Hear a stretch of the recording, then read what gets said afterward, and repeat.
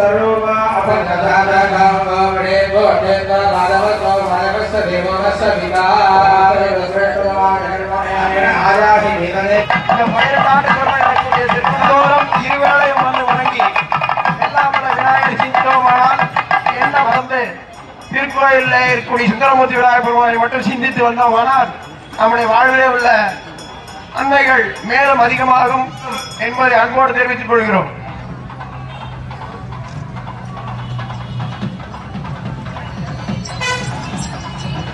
திருமுறைகளிலே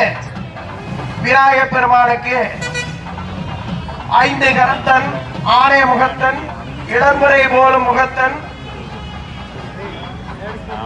புந்தி